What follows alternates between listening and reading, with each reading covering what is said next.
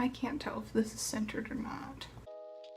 Hey guys, it's Anna. Welcome back to another video on my channel. Today's video is going to be a book review, and this is the first book review that is not included in like my recent reads video that I've done on this channel in quite some time. I'm pretty sure it's the first solo book review I've done for the entire year. The reason this book gets a solo review as opposed to just being included in my recent reads is because I enjoyed it immensely and I have a lot of things to say about it, so it deserves its own review. I also have started writing written reviews out on my WordPress again, which I will leave linked down below, but of course I'm also going to be doing video versions in case you guys don't want to read those. With that introduction being said, today I'm going to be talking about The Goose Girl by Shannon Hale. I gave this book a 4.5 out of 5 stars, and I'm going to tell you all of the reasons why. Also, this video is spoiler free, so if you have not read this, feel free to stick around. So without further ado, I'm going to get into talking about this book. So the first thing I'm going to talk about in The Goose Girl is the plot line. This book not only is a standalone, but it's also the first in a series, all of which do not follow the main character in this book. So this book has the task of setting up its own plot line and its world building for its own story, as well as setting up world building for the rest of the books in the Books of Bayern series, which I believe there are 3 that follow this one. Like I said though, this book is the only book, at least as far as I know, that follows the main character, Annie Dory. That's another thing. I don't know how to say her name. I always said Annie or Annie, so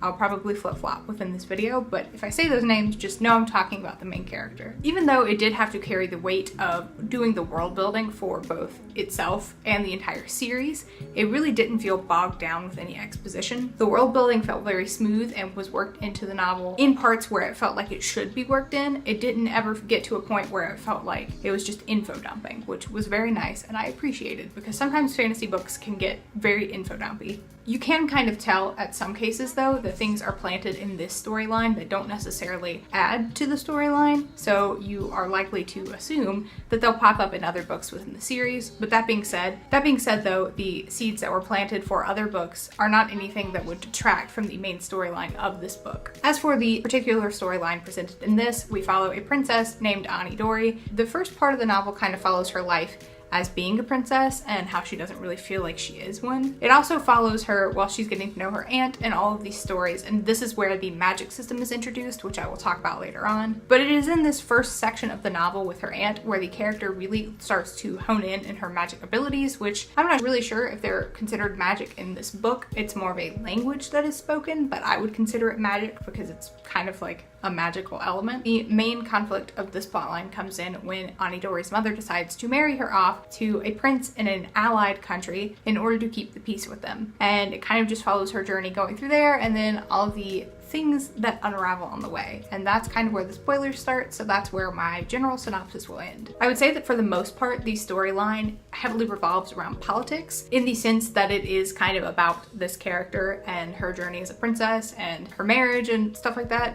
Kind of. I can't really delve into why it's political, but just trust me when I say that it does involve some political intrigue within the 2 kingdoms and stuff like that. There's also, of course, the storyline with the character herself kind of honing in her magic skills, aka her language, which once again, I will talk about the magic in a second. But there's also an underlying romance plotline, which if you know me, I'm not really a big fan of novels that heavily feature romance. I'd rather it be a side story as opposed to the main story, and this novel did that perfectly. Even though it did have a romantic storyline attached to it, you could tell that Shannon Hale did not want it to be the main focus of the story. Instead, she allowed her characters to realize that they have bigger fish to fry than to just be focusing on romance the whole time, which I really enjoyed because, like I said, I enjoy little sprinklings of romance, but I don't enjoy an entire novel dedicated completely to romance. Also with the relationship, it is a very healthy portrayal of a relationship. And sadly, that is something that is kind of rare in fantasy books. It's never really been brought to my attention until the past couple months, but as I start reading books that feature romance, I'm going to try to pick up on whether or not I believe the romance is believable and whether or not I believe that it is healthy, like a healthy portrayal. And this kind of ticked both of those boxes for me. It was healthy and relatable. I could find absolutely no fault with the pairing in this book. So if you're looking for a fantasy with a small plot line of romance that is healthy, this is the book for you. I was going to talk about characters next, but instead I'm going to go ahead and mention the magic system because I feel like I've brought that up a couple times and I don't want to leave you guys hanging. So the magic system in these books heavily revolves around nature and language, which are 2 of my buzzwords. I'm a sucker for any sort of book or poetry or anything like that that heavily is influenced by nature,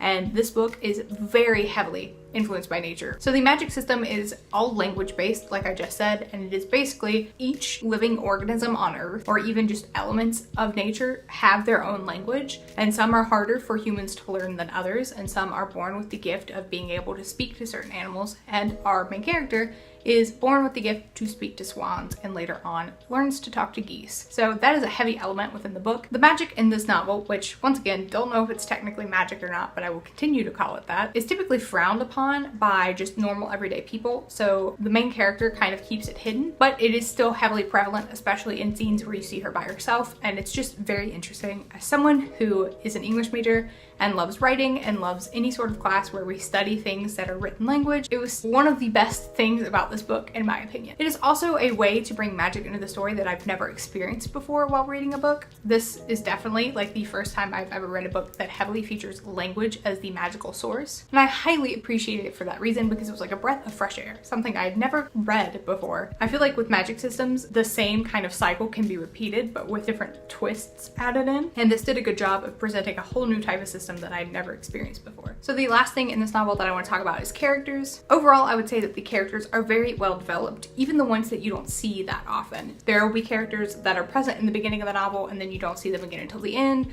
or you see them every once in a while throughout the middle. But even those characters have unique voices and you are able to remember who they are through their voice, if that makes sense. As most fantasy novels do, this novel has plenty of side characters, and there are multiple times when the main character is in this large group of people. Shannon Hale still manages to give each character their own unique voice, even within the group setting, without the group kind of becoming like one conglomerate. Each character kind of has their own time to shine, whether it be in a big part or a small part, and I really appreciated that. As far as main characters go, the main character Anidori is also one that you become very easily attached to. She's very likable and you kind of see her throughout a couple stages of her life. That also helps you get an attachment. She also has a clear progression from the start to the end of the novel, which I always enjoy seeing, because sometimes I feel like when you read a novel where the character doesn't grow at all, you're kind of like, what even happened? And as someone who enjoys getting attached to characters and enjoys novels that feature heavy character development, this novel very much pleased me. Anidori's progression from the beginning of the novel to the end is one that heavily involves maturity, and it's kind of like a coming of age sort of thing, as well as learning to stand up for herself. I would also say that it is done in a way that is entirely believable. Like, you could put yourself in her shoes and kind of understand why she's choosing to do the things she's doing. And it's also easy to understand how the things that she does choose to do affect her and how she ends up changing from them. She's definitely a main character whose narrative I was very impressed by, and I was very interested in continuing to see